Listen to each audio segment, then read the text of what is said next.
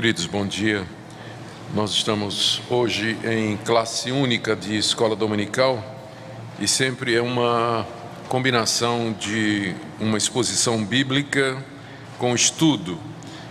Eu nunca sei direito como separar as duas coisas, não é? Para mim, todo sermão tem que ser estudo e todo estudo tem que ter alguma aplicação prática. O tema que foi escolhido pela nossa escola dominical para a classe única de hoje é sobre o batismo de crianças.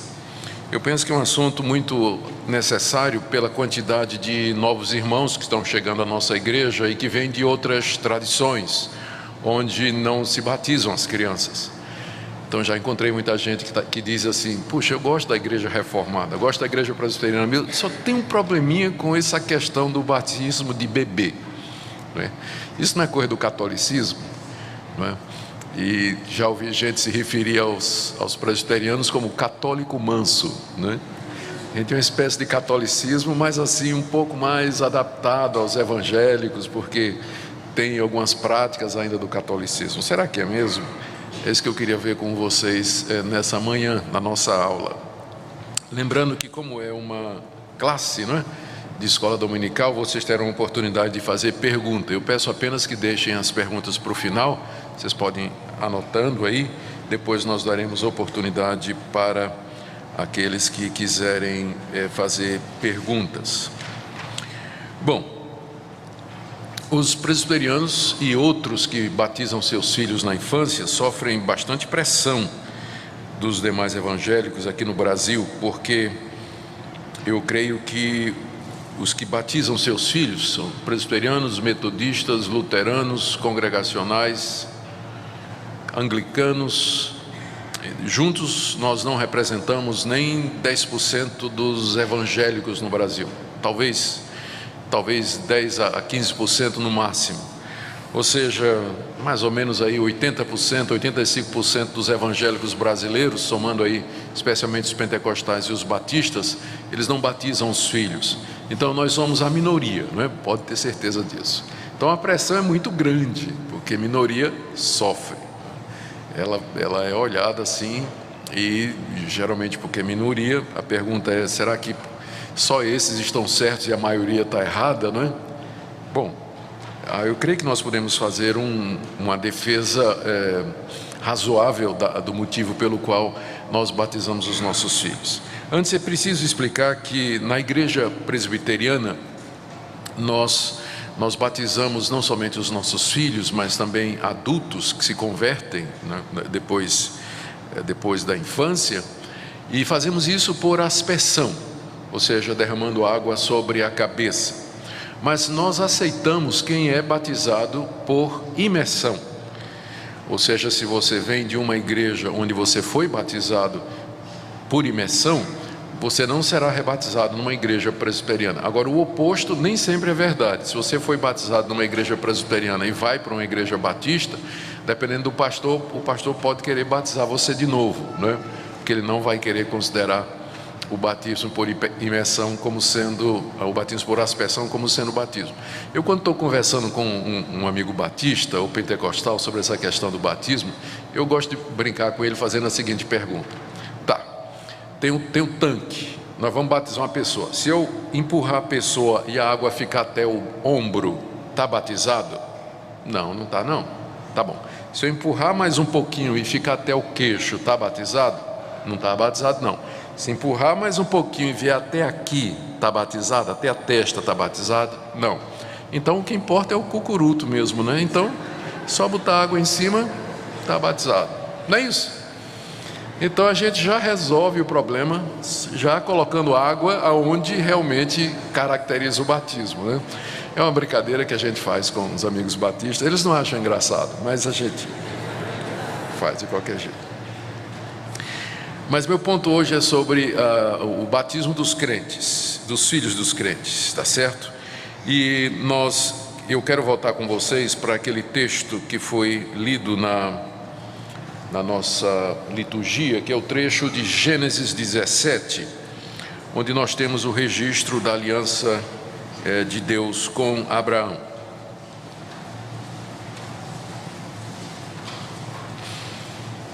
Nós já lemos o texto, Gênesis 17, de 1 a 14.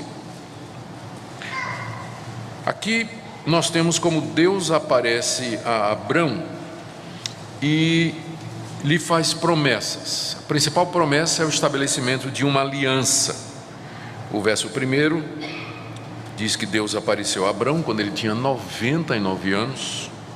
E no verso 2 diz que Deus prometeu fazer uma aliança entre ele, Deus, e Abrão, e o multiplicaria extraordinariamente. Lembrando que a essa altura Abrão não tinha filhos, ele peregrinava em Canaã, e Deus já tinha dito a ele que lhe daria aquela terra e que da sua descendência viria um povo numeroso. E Deus agora diz que vai fazer uma aliança entre ele e Abrão.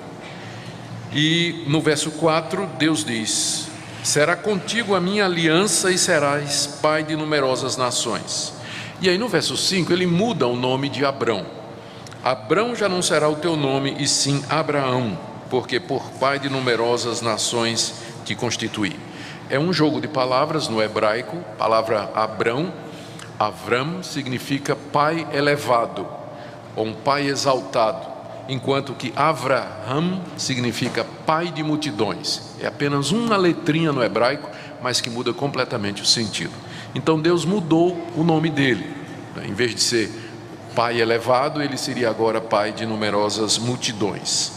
E lembrando que ele já tinha 99 anos, não tinha filhos, e a esposa dele era estéril.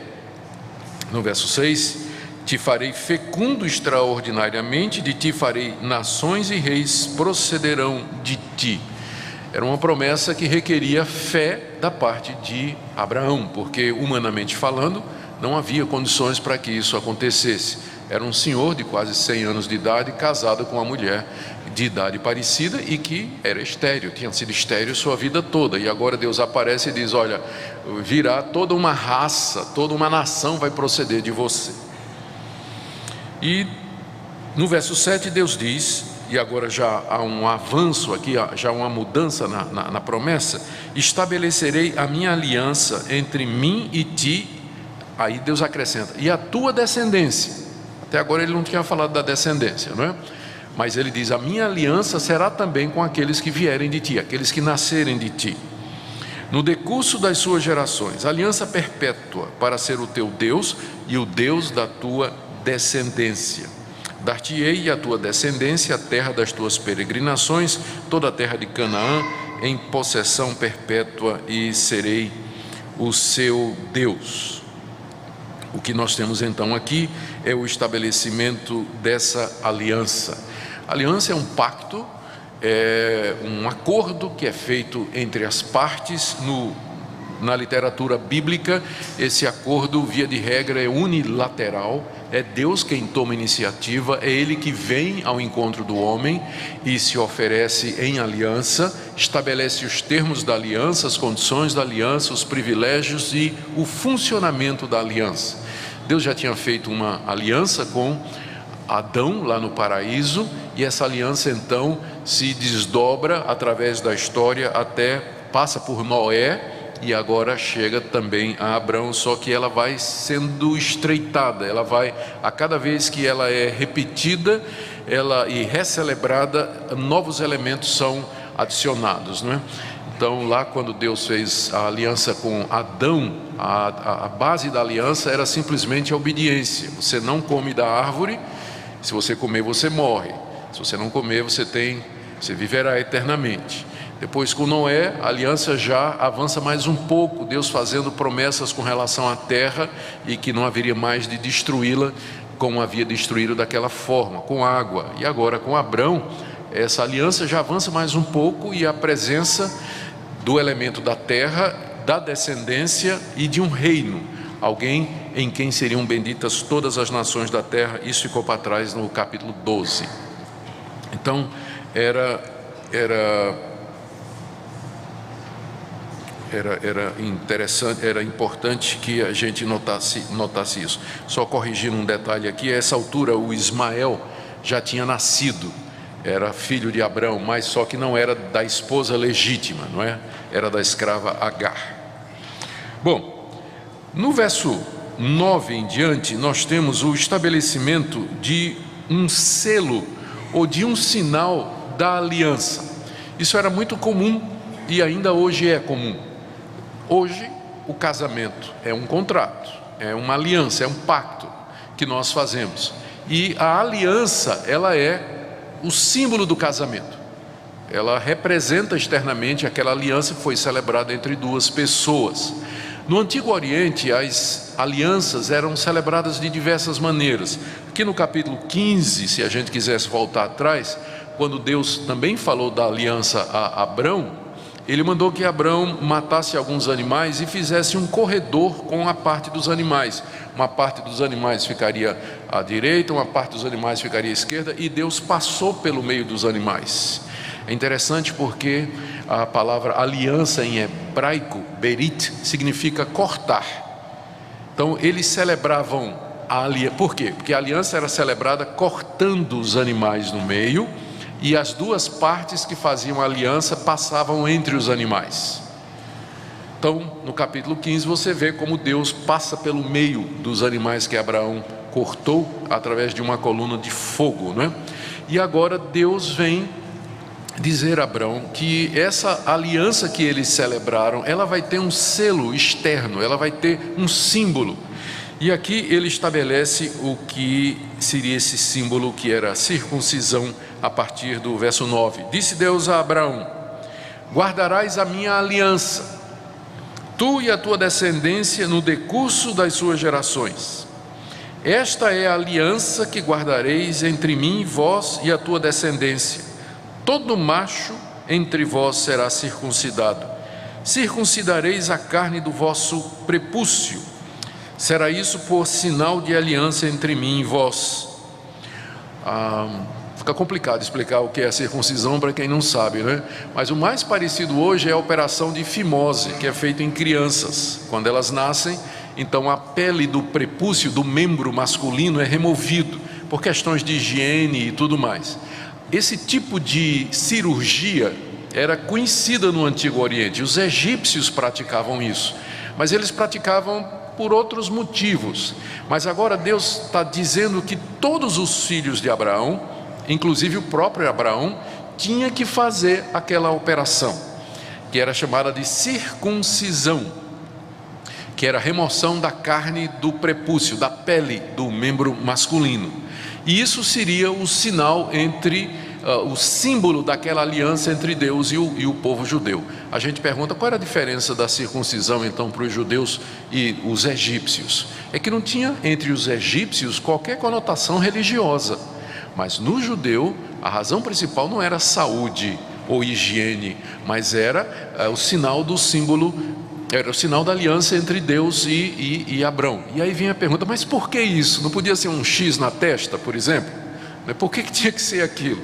Então, primeiro, por causa da palavra aliança, não é? Que significa cortar. E segundo, porque mais adiante vai ser explicado lá no livro de Deuteronômio, a remoção daquela carne, daquela pele, representava a remoção da pele que cobre o coração duro. Tanto é que Moisés, muito tempo depois, vai dizer: circuncidem o coração de vocês. É isso que Deus quer. A circuncisão é um símbolo da remoção da dureza do coração, para que vocês possam se humilhar diante de Deus e quebrar o seu coração. Essa é a simbologia, alguns outros querem já entender com isso que a circuncisão era necessária já para dizer, já que Deus é o Deus nosso e da nossa descendência, então a marca dele já está sobre o membro masculino, através do qual essa descendência ela vai ser gerada, ou por meio de quem essa descendência vai ser gerada. Ou seja, Deus já assume controle antes da concepção. Todos os nossos filhos são de Deus. Alguns teólogos querem ver isso aí. Eu acho um sentido um pouco longe. Eu acho mais fácil pensar, eu gosto de pensar nos sentidos que a Bíblia dá. A ideia de cortar, e cortar aquilo que impede que nós sejamos de Deus, a remoção da dureza do nosso coração. Tanto é que muito tempo depois, quando Paulo se refere ao que é o verdadeiro judeu, se você quiser abrir comigo aí a Bíblia em Romanos capítulo 2. Muito tempo depois, Paulo explicando o que é o verdadeiro judeu, ele diz: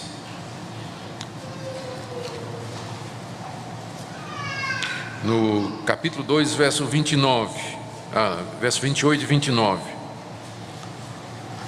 porque não é judeu quem o é apenas exteriormente, e nem é circuncisão a que é somente na carne.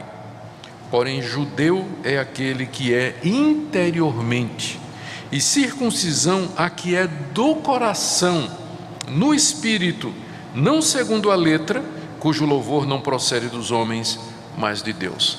Você vê que muito tempo depois o apóstolo Paulo interpreta a circuncisão como sendo realmente o símbolo da conversão, da mudança de coração que Deus deseja fazer, a remoção da dureza desse coração. Essa era a circuncisão. Eu já li para vocês Romanos 2. Deixe-me ler mais.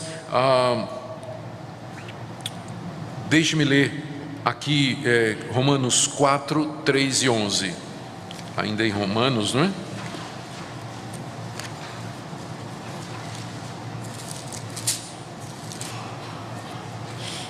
Romanos 4, verso 3. Vamos começar no verso 1. Ora, que diremos ter alcançado Abraão, nosso pai, segundo a carne? Porque se Abraão foi justificado por obras, ele tem de que se gloriar, porém não diante de Deus. Pois o que diz a Escritura? Abraão creu em Deus, e isto lhe foi imputado para a justiça. Paulo aqui está se referindo ao capítulo 15 de Gênesis. Nós estamos lendo o capítulo 17, onde é estabelecida a circuncisão. No capítulo 15, vocês se lembram? Deus aparece a Abraão e diz: conta as estrelas do céu, assim será a tua descendência. E lá em Gênesis 15 está dizendo que Abraão creu em Deus. Abraão creu que, mesmo ele sendo velho, sua esposa estéril, ele creu que Deus haveria de fazer um milagre e multiplicar a sua descendência. Abraão tinha crido no capítulo 15. Agora veja o que diz, voltando para Romanos, capítulo 4, Paulo ainda, verso 10. Como, pois, lhe foi atribuída? Ou seja, como é que foi atribuída justificação a Abraão? Como é que ele foi salvo? Estando ele já circuncidado ou incircunciso? Porque a questão toda aqui na carta aos Romanos é: a lei salva? A resposta de Paulo é: Abraão. Quando Abraão foi salvo, a lei já tinha sido dada? Não, né? Porque a lei foi dada em Moisés 400 anos depois de Abraão. Mas lá em Gênesis 15 está dizendo que Abraão creu em Deus e ele foi justificado. Paulo está perguntando: como é que Abraão foi justificado? Antes da lei ou depois da lei? Com a circuncisão ou antes da circuncisão? Abraão nem era circuncidado ainda, não é? Foi em Gênesis 15. Aí Paulo diz, final do verso 10: não no regime da circuncisão, mas sim quando incircunciso. Agora eu quero chamar sua atenção para esse versículo aqui, o 11. E recebeu o sinal da circuncisão, Gênesis 17, como selo da justiça da fé que teve quando ainda incircunciso. A questão toda é que Paulo interpreta a circuncisão como sendo o sinal da fé. Não é isso que ele está dizendo aqui? A circuncisão é o selo da justiça da fé. Abraão foi justificado pela fé e a circuncisão era o selo disso. Então, estamos claros nesse ponto, não é? Deus fez uma aliança com seu povo, fez com Abraão e sua descendência e disse: você tem que circuncidar a você mesmo todos os homens da sua casa, até aquele que tem 8 dias. Só que a circuncisão era o símbolo da conversão, era o símbolo da fé, era o símbolo da mudança de coração. Volta lá para Gênesis 17. Eu devia ter pedido para vocês deixarem um marcador aí, né? Em Gênesis 17. Estamos no verso 11. Veja o que diz o verso 12. O que tem 8 dias será circuncidado entre vós, todo macho nas vossas gerações, tanto o escravo nascido em casa, como o comprado a qualquer estrangeiro que não for da sua estirpe, com efeito será circuncidado. E aí ele vai dizer: o que nascer na tua casa, o que for teu filho, o que for nascido dos escravos, o que for, quem for, esse vai ter que ser circuncidado. O que eu quero dizer aqui é que a circuncisão, que era o selo da aliança entre Deus e Abrão, ela foi aplicada aos meninos de 8 dias, embora fosse o símbolo da fé. A pergunta é: menino de 8 dias tem fé? Não, né? A fé é todo um processo de compreensão, de entendimento, de arrependimento, de conversão. Mas uma criança de 8 dias, ela não tem fé. Assim mesmo, ela era circuncidada, ela recebia o selo da aliança, ainda que esse selo tivesse ou simbolizasse a justiça pela fé, que faz parte da aliança que Deus tem para conosco. Bom, aqui no verso 23 do capítulo 17, está dizendo que Deus tomou que Abraão tomou seu filho Isaque, todos os escravos nascidos em sua casa, todos os comprados por dinheiro, todo macho de entre a sua casa, circuncidou a carne do prepúcio de cada um. Naquele mesmo dia, Abraão tinha 99 anos quando foi circuncidado, Ismael, seu filho, tinha 13, e a partir daí, todo bebê de 8 dias, quando fazia 8 dias, ele era circuncidado. Todo macho da descendência de Abraão tinha que ser circuncidado. Mais tarde, quando nasce realmente o herdeiro, Gênesis 21, verso 4, Abraão circuncidou seu filho Isaque quando este era de 8 dias, segundo Deus lhe havia ordenado. Então, a partir daí vem esse costume, não é? Então, a circuncisão foi aplicada aos recém-nascidos.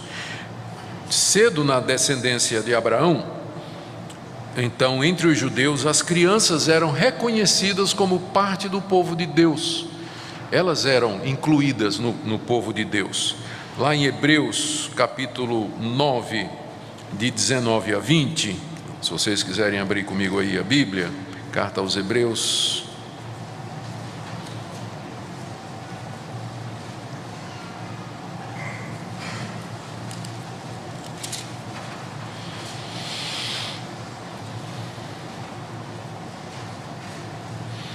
Havendo Moisés proclamado todos os mandamentos segundo a lei a todo o povo, tomou o sangue dos bezerros dos bodes com água e lã, tinta de escarlate e sopo, e aspergiu não só o próprio livro, como também todo o povo, dizendo: esse é o sangue da aliança, qual Deus prescreveu para vós outros. Aqui o autor de Hebreus está lembrando um episódio que aconteceu lá no livro de Êxodo. Depois que Deus deu a lei a Moisés, Moisés reuniu todo o povo. E aí todo o povo é todo o povo, né? As crianças, as mulheres, os homens de todas as idades, reuniu todo o povo, sacrificou o cordeiro, pegou o sangue e aspergiu o povo todo, né? Incluindo as crianças. Lá em 1 Coríntios, capítulo 10, de 1 a 4, nós lemos que Paulo está dizendo que todo o povo de Israel foi batizado tanto em Moisés quanto no mar. É bom dar uma lida nesse texto. Vai lá para 1 Coríntios, por favor, capítulo 10. Ora, irmãos, não quero que ignoreis que os nossos pais estiveram todos sob a nuvem, todos passaram pelo mar, tendo sido todos batizados, assim na nuvem como no mar, com respeito a Moisés. Está se referindo à passagem do povo de Deus pelo Mar Vermelho quando saiu do Egito, homens, mulheres e crianças. E Paulo está dizendo que todos eles foram batizados na nuvem e no mar. Todo o povo estava incluído naquele batismo, não é? Por assim dizer, foram todos batizados. Então era normal que as crianças fossem incluídas no povo durante a antiga aliança. As crianças participavam dos festivais, elas estavam presentes. Quando chegava uma idade em que elas podiam compreender, elas comiam a Páscoa. Lá em Êxodo está dizendo assim: quando teu filho disser, na hora de comer aquele cordeiro da Páscoa, né?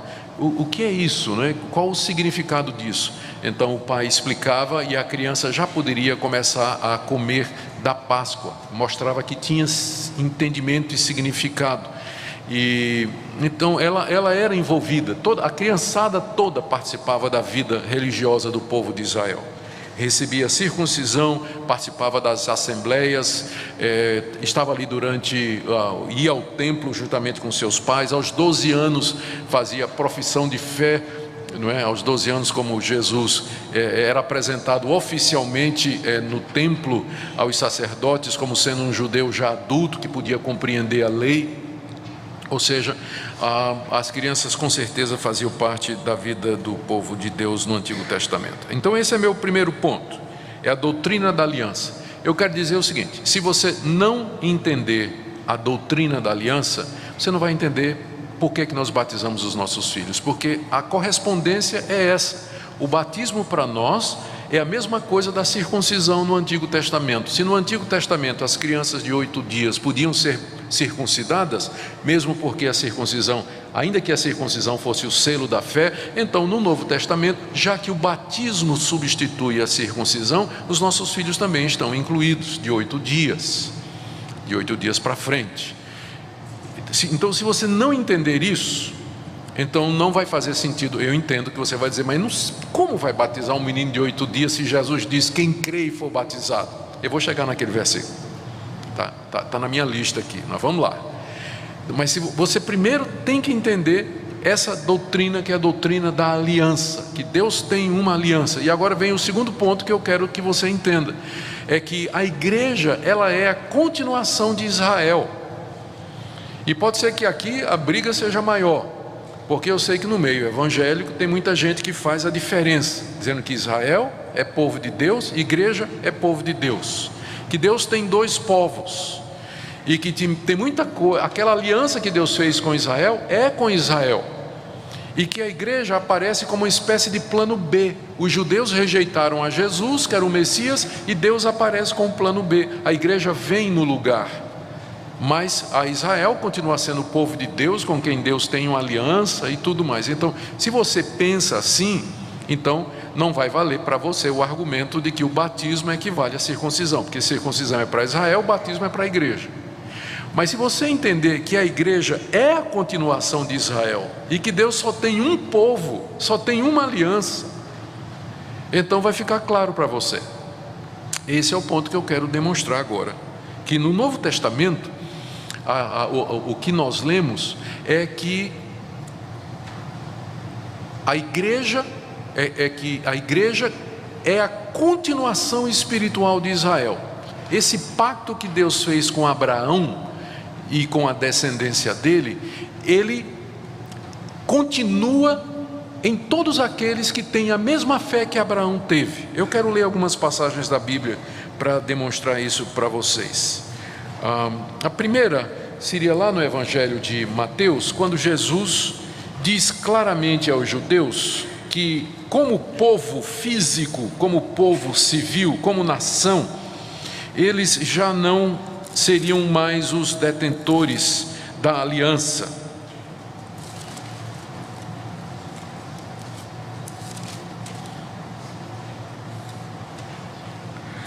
Seria Mateus, esse texto aqui eu não anotei. Sim. Mateus 21.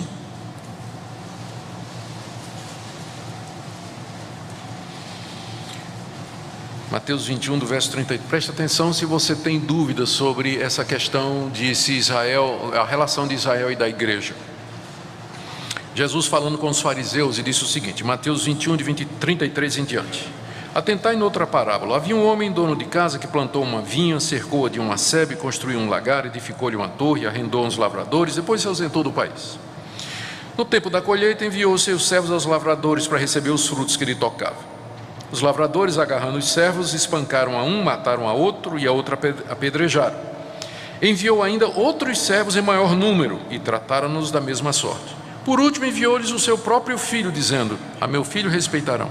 Mas os lavradores, vendo o filho, disseram entre si, este é o herdeiro, ora, vamos, matemo-lo e apoderemo-nos de sua herança. E agarrando-o, lançaram-no fora da vinha e o mataram. Quando, pois, vier o senhor da vinha, que fará aqueles lavradores? Olha a história que Jesus contou. Um fazendeiro tinha uma fazenda, foi viajar para o exterior, chamou lá uns peões, um grupo, uns trabalhadores lá, uns vaqueiros, e disse: olha, eu vou arrendar aqui minha fazenda a vocês trabalhem, e todo ano eu vou mandar alguém aqui para pegar o que é meu. Aí não mandou o primeiro ano, aí os vaqueiros lá disseram: olha, não vamos pagar nada não, mata esses caras aí. Aí o dono, né, lá do exterior, mandou mais cobrador, mataram o cobrador. Aí o dono disse: sabe não, eu vou mandar meu filho, e eles vendo meu filho, eles vão me respeitar. Aí o filho chegou e os arrendatários mataram o filho do mesmo jeito, dizendo: agora a herança é nossa, porque nós vamos fazer o uso capião, né? Já estamos aqui, não tem herdeiro, a propriedade agora é nossa. Aí Jesus pergunta: o que é que o dono da fazenda vai fazer?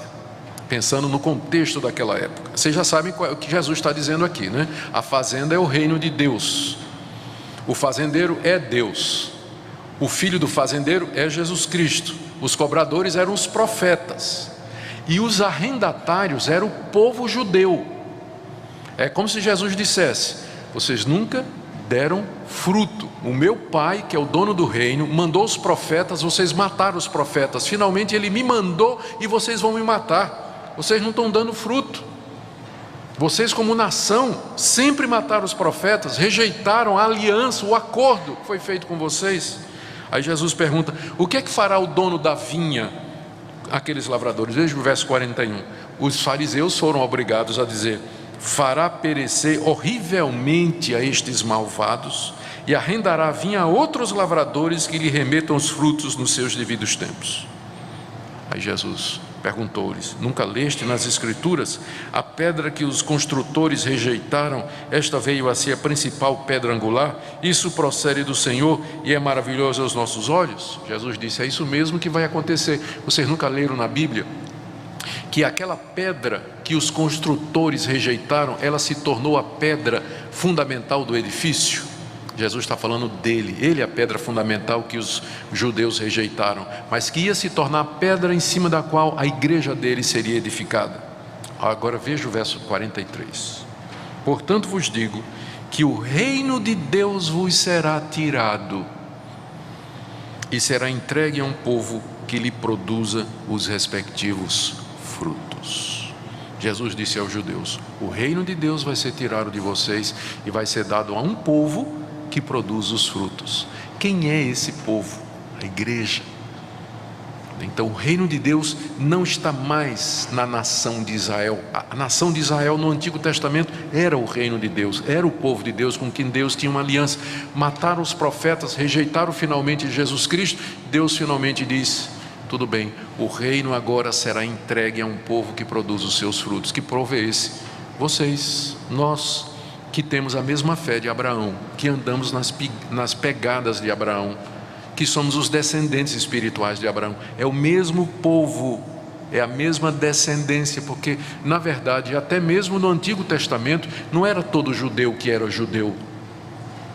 No Antigo Testamento você tinha os judeus, mas dentro deles vocês tinham os verdadeiros judeus, que temiam a Deus, esperavam o Messias, queriam andar nos caminhos de Deus, e você tinha os que não eram, só era circuncidado, mas de fato não era. Então isso na Bíblia é chamado remanescente fiel, que continua na igreja. E quando eu falo igreja, é todo aquele que verdadeiramente crê no Filho de Abraão, Jesus Cristo, e tem a mesma fé que Abraão teve.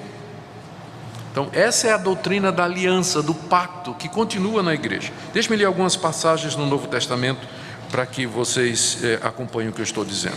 Lá em Gálatas, eu já li Romanos, onde Paulo explica quem é o verdadeiro judeu, né? Em Gálatas capítulo 3, verso 7, versos 6 e 7, Paulo diz assim: é o caso de Abraão, que creu em Deus e isto lhe foi imputado para a justiça. Ele está citando Gênesis 15. Sabei, pois, que os da fé é que são filhos de Abraão. Quem são os filhos de Abraão? São os que creem como Abraão creu. É a descendência espiritual de Abraão. É a descendência espiritual de Abraão. Agora, o verso 29 do capítulo 3 aí, de Gálatas. No verso 28, começando. Desta forma não pode haver judeu, nem grego, nem escravo, nem liberto, nem homem, nem mulher, porque todos vós sois um em Cristo Jesus. E se sois de Cristo, também sois descendentes de Abraão. Então, se você é de Cristo, você é um legítimo descendente de Abraão. Então, na verdade, o cristão é um judeu consumado. O cristão é o judeu na sua plenitude. Se você é de Cristo, você é descendente de Abraão. E o que mais? E herdeiro segundo a promessa. Lembra aquelas promessas que foi feita? De herdar o mundo? Então, nós somos herdeiros das promessas que Deus fez a Abraão. Eu sei que tem muita gente que, porque ouviu isso, foi educado nisso, pensa sempre em Israel, até hoje, como sendo o povo de Deus, e tudo mais. Mas, biblicamente falando, Deus já encerrou o seu tratamento com Israel, desde a crucificação de Jesus Cristo e o dia de Pentecostes. As coisas que acontecem na nação de Israel hoje, pelo menos essa é a interpretação, ou essa é a visão mais comum dentro da igreja reformada. O que acontece com a nação de Israel hoje deve ser visto como sendo, da mesma maneira que a gente vê a relação entre todos os povos, tratado internacional, tratado de justiça, quem é que tem direito à terra, quem não tem. Se o árabe está certo, eu vou dizer que ele está certo. Eu não vou dizer que Israel está certo só por conta de que um dia no Antigo Testamento foi o povo escolhido de Deus. Se ele está errado, ele está errado, não é? Então, tenho que olhar para a nação de Israel dessa perspectiva. Então, o cristão, ele é o descendente de Abraão e herdeiro das promessas que foram feitas.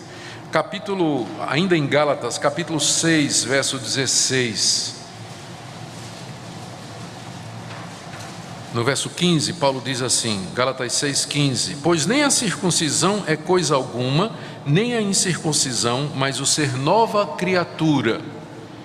E a todos quantos andarem de conformidade com esta regra, paz e misericórdia seja sobre eles e sobre o Israel de Deus. Ele está falando da igreja chamada aqui do Israel de Deus, o verdadeiro Israel, a sua continuação, o Israel espiritual. Em Colossenses 2, vamos lá, Colossenses 2, 11 e 12.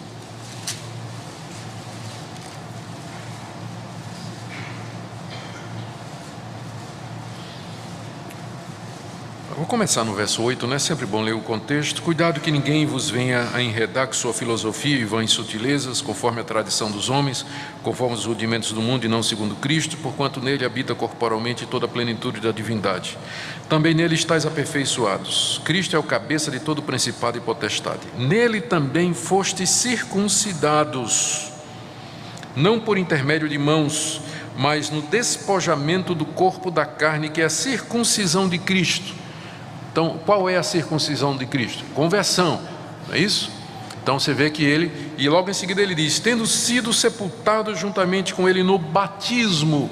Você vê a relação que Paulo está fazendo entre a circuncisão e o batismo, chamando, ou então dizendo que o batismo de Cristo é de fato um batismo, a circuncisão de Cristo é a circuncisão do coração, a despojamento do corpo da carne.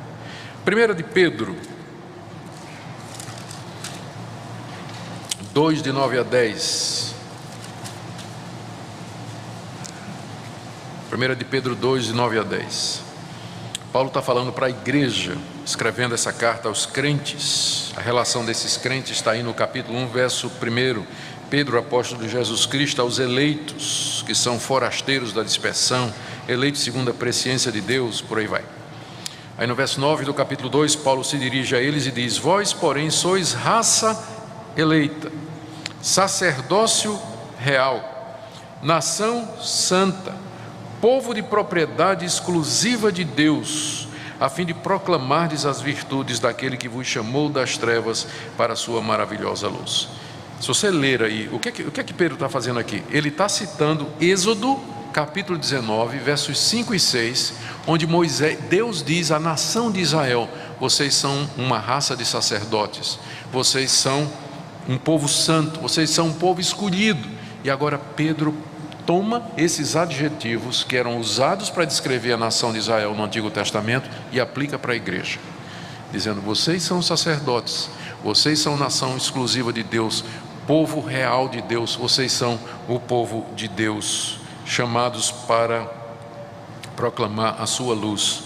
Também você pode ler, se quiser escrever aí para ver depois, Deuteronômio 7:6 e Deuteronômio 14:2, são passagens onde esses títulos são usados para a nação de Israel e Pedro agora aplica para a igreja. Enfim, o que é que eu estou querendo dizer com isso? Que Deus sempre só teve um povo, sempre teve uma aliança só, e essa aliança, ela sempre teve seus símbolos. No Antigo Testamento, na antiga aliança, como é chamada às vezes, ou então na maneira como a aliança foi administrada no Antigo Testamento, nós tínhamos a Páscoa, que era o símbolo da morte do Messias, e nós tínhamos a circuncisão, que era o selo da aliança. Com a vinda de Cristo e o reino saindo da nação de Israel, povo de Israel, para todo o mundo, a igreja agora é um povo espiritual, a Páscoa virou a ceia. Nós continuamos celebrando a Páscoa, só que para nós é a ceia, ainda continua, é um símbolo da aliança, é uma marca da aliança, é um sacramento da aliança, mas nós partimos o pão e tomamos o cálice. E em vez de circuncidar, nós batizamos os nossos filhos. E aí a pessoa pergunta: mas e as mulheres não eram circuncidadas? E como é que faz agora? No batismo elas são. Elas estavam, e eu creio que essa é uma das belezas da nova aliança, né? Ela é muito mais inclusiva do que no Antigo Testamento, no Novo. As mulheres, então, elas têm esse privilégio de receber aquilo que na antiga dispensação elas não tinham, que era a marca da aliança. Elas eram contadas entre os homens, ou nos homens, eram incluídas, mas agora a individualidade delas é respeitada com a vinda do Senhor Jesus. Bom, eu já vou chegando aqui no ponto que eu considero mais interessante, que é responder os questionamentos, mas antes disso, só lembrando que a história da igreja nos informa que desde cedo os cristãos batizavam seus filhos. Ireneu, no século II, ele fala do batismo, e Orígenes, no século IV, diz que ele foi batizado quando era criança. Então, essa era uma prática que nós podemos traçar já no início da igreja cristã. Eu vou tentar agora responder algumas dúvidas que as pessoas costumam ter. E se sua dúvida não for contemplada aqui, você vai me fazer no final, tá certo? Você fica à vontade. Primeiro questionamento que as pessoas fazem quando ouvem falar de batizar um bebê de 8 dias. É Marcos 16:16. Se você quiser abrir sua Bíblia aí, o pessoal diz: mas e Marcos 16:16?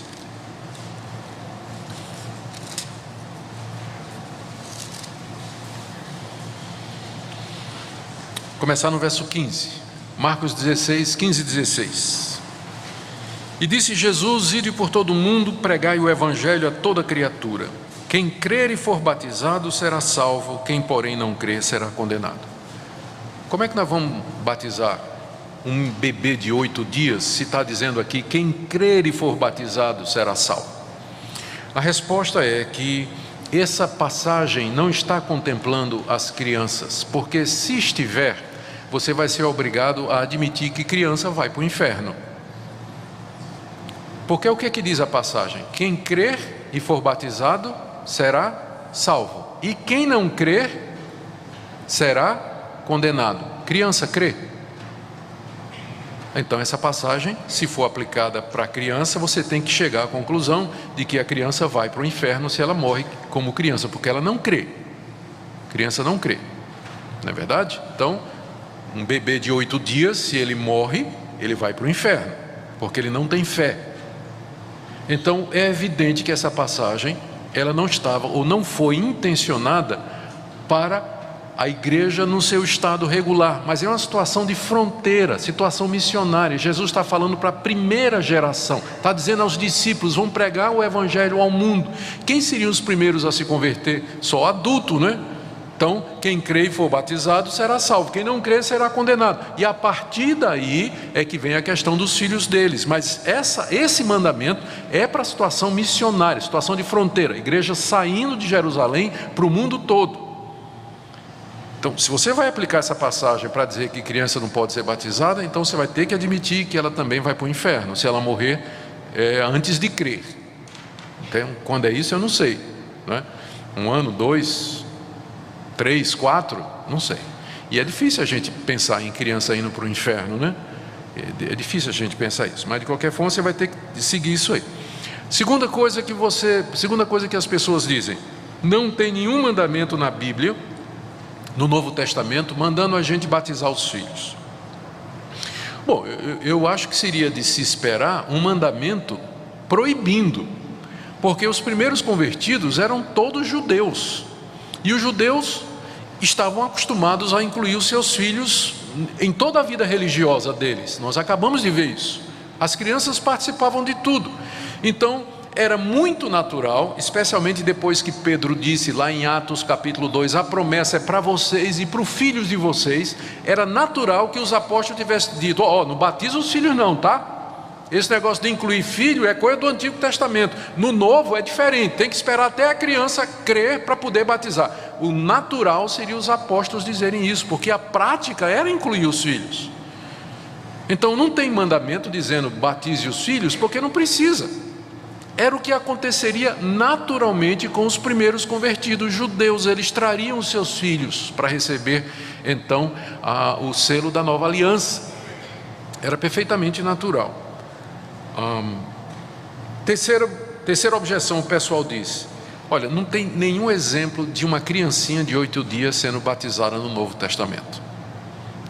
E é verdade, não tem mesmo. Assim, uma descrição, né, dizendo: e aí fulano pegou o filho de 8 dias e Paulo batizou o bebê de 8 dias. Não tem. Mas o argumento do silêncio, ele corta dos dois lados, porque também não tem nenhum exemplo no Novo Testamento de um filho de crente de 18 anos sendo batizado, que é o que os irmãos batistas e pentecostais fazem. Quando a criança faz 18 anos, batiza. Me mostra um exemplo no Novo Testamento de um filho de crente sendo batizado em idade adulta. Também não tem. Então o argumento do silêncio corta dos dois lados.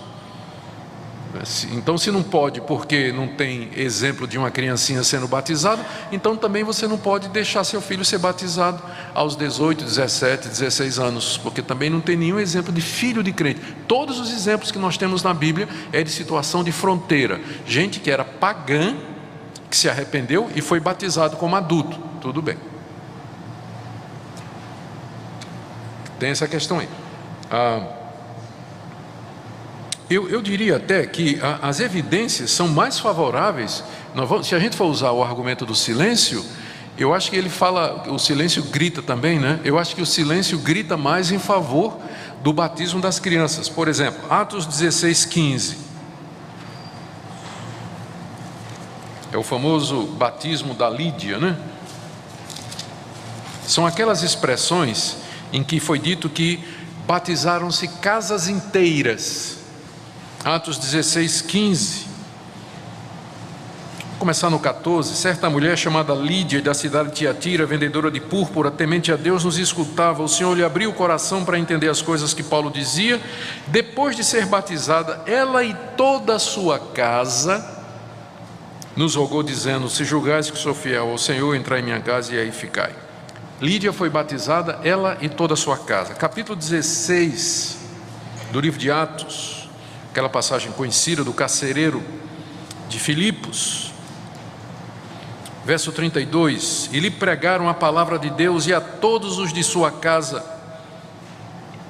Naquela mesma hora da noite, cuidando deles, lavou-lhes os vergões dos açoites. A seguir foi ele batizado e todos os seus. O carcereiro foi batizado e toda a família dele. Veja 1 Coríntios capítulo 1, verso 16.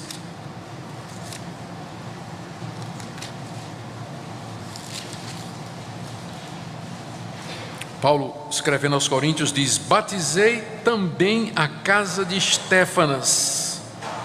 Além destes, não me lembro se batizei algum outro. Paulo dizendo: eu batizei a casa de Estéfanes. Então, a pergunta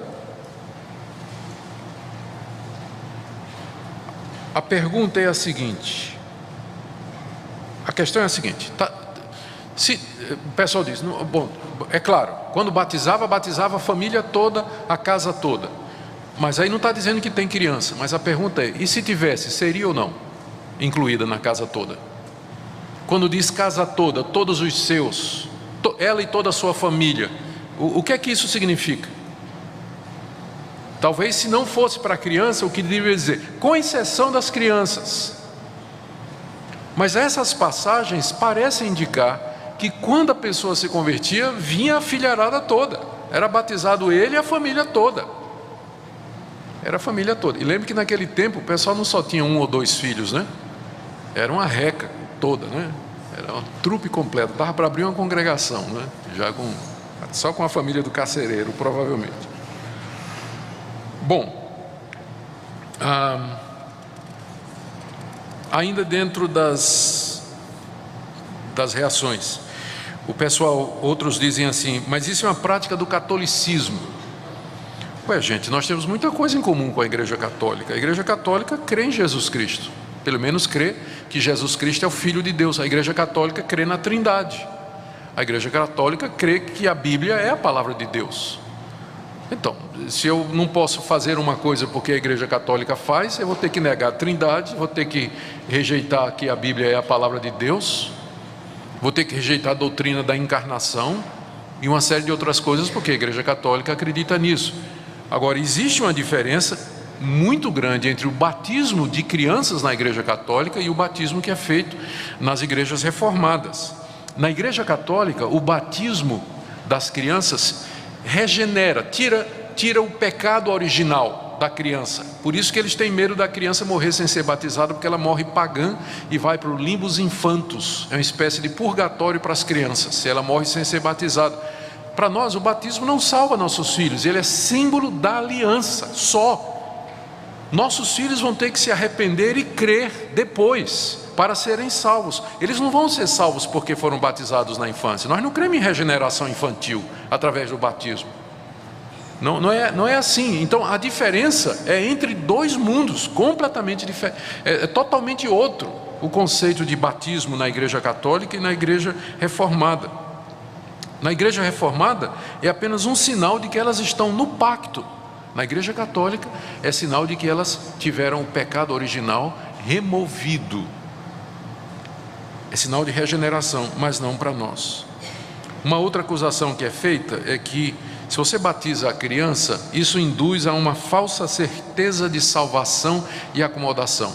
O menino vai crescer na igreja pensando, eu já fui batizado, eu sou de Deus, eu pertenço a Cristo. Isso vai evitar que ele se converta, vai evitar que ele se analise e que ele perceba a necessidade que ele tem de salvação.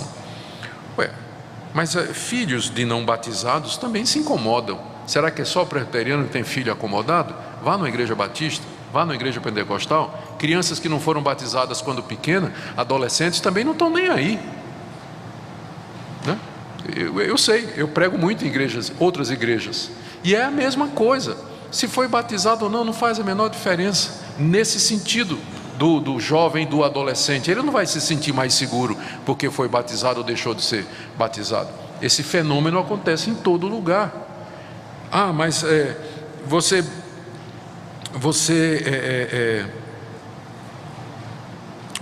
está batizando gente que depois, se não for convertida, vai voltar atrás, e você vai ter gente batizada aí que não é convertida e indo para o inferno. Mas adulto batizado é a mesma coisa. Eu já batizei muita gente adulta que depois largou o evangelho, apostatou, voltou atrás. Então esse tipo de argumentação baseado na prática, não é? Ele sempre pode ser usado ou anulado olhando a prática do outro lado também. O que a gente tem que ficar é com a Escritura e pelo que a Bíblia nos ensina a partir da doutrina da aliança, e a igreja como sendo a continuação de Abraão a sua descendência espiritual, a doutrina de que a aliança tem os seus selos, a continuidade da aliança, então é que nós entendemos que os nossos filhos, eles devem ser incluídos no pacto. Não significa que eles são salvos. Eu quero terminar com algumas implicações. O que é que isso nos ensina? Primeiro, temos que lembrar que os pais, quer sejam presbiterianos, batistas ou pentecostais, eles querem a mesma coisa para os filhos. Eles querem que os filhos estejam na igreja, eles ouçam a palavra de Deus. Nós queremos oferecer os nossos filhos a Deus, consagrá-los a Deus. A diferença é que nós presbiterianos entendemos que isso se faz pelo batismo. Os nossos irmãos batistas vão apresentar a criança a Deus, não é? Com 8 dias, não sei quanto tempo, eles apresentam seus filhos a Deus. Os pentecostais fazem, mas no fim todos nós queremos isso, que os nossos filhos andem nos caminhos de Deus. Isso é uma responsabilidade muito grande para nós, para os pais crentes, ainda que só um dos cônjuges, um dos pais seja crente, porque quando nós batizamos os nossos filhos, nós fazemos promessas, nós assumimos responsabilidades, e nós devemos nos desincumbir delas. Quando batizamos os filhos, nós prometemos que vamos ensinar a criança no caminho de Deus, vamos orar com ela, por ela, vamos dar exemplo, vamos incentivá-la a ler a Bíblia e assim por diante. Então isso é coisa muito séria para nós. Segunda coisa, eu sei que tem aqui muitos jovens e adolescentes que foram batizados na infância. Que privilégio, né? Para você. Eu também fui batizado na infância. Meus pais me apresentaram ao batismo muito cedo e eu batizei meus quatro filhos. Que privilégio para nós. Aproveita a oportunidade. Você está incluído na aliança, no povo de Deus. Privilégios que outros não têm. Você está crescendo ouvindo a palavra de Deus. Não jogue fora essa oportunidade que Deus lhe deu. Mas obedeça aquilo que você foi ensinado e creia nas promessas que foram feitas. E à medida que você cresce e se confirma nisso, procure fazer a sua pública profissão de fé, porque você não vai ser salvo por meio da fé dos seus pais. E a última coisa que eu queria dizer para você: não tenha inveja de quem teve uma conversão dramática. Já filho de crente, né, foi batizado na infância, passou a vida toda na igreja, como a minha esposa, por exemplo. Ela não teve uma experiência dramática de conversão, como outras pessoas que eram pagãs, não sabia de nada, de repente tiveram uma experiência com Cristo e uma mudança súbita na sua vida. Às vezes os filhos dos crentes estão na igreja e ficam perguntando: mas será que eu sou crente mesmo? Será que eu sou de Deus? A minha vida toda eu tive aqui, não sei nem como é que é a grama do outro lado. Parece sempre mais verde, né? Vontade de pular cerca e ver como é o outro lado. Aí fica olhando assim, dizendo: puxa, eu tenho inveja daquelas pessoas que tiveram aquelas experiências de conversão tão dramáticas e tudo, né? Elas experimentaram alguma coisa, mas minha vida toda é isso mesmo. Não tenho inveja não. Eu fui uma dessas pessoas que estive no mundo, mesmo quando fui batizado, quando criança, depois eu fui para o mundo. Tive uma experiência muito ruim no mundo, vivendo no pecado. Me converti aos 22 anos de idade. E eu não recomendo a você isso. Eu recomendo a você que você continue na igreja, não saia, fique firme, porque o pecado deixa cicatrizes. Vai fazer 40 anos da minha conversão, e eu ainda hoje tenho no meu cérebro gravado imagens da minha vida imoral, que não foram embora, e eu tenho que lidar com isso. Emoções que experimentei, coisas que eu senti, práticas que eu fiz, que vão me acompanhar até minha morte, apesar da conversão. Eu tenho que lutar contra elas. Não estou dizendo que você que cresceu na igreja é santinho, mas não fique querendo ter a experiência de pecado lá no mundo que outros tiveram, pensando que a conversão deles é um negócio extraordinário. Valorize o fato de que você nasceu num lar cristão, está na igreja, crescendo aqui. Dê graças a Deus por isso, porque nunca o pecado compensa. Nunca o pecado compensa. Amém?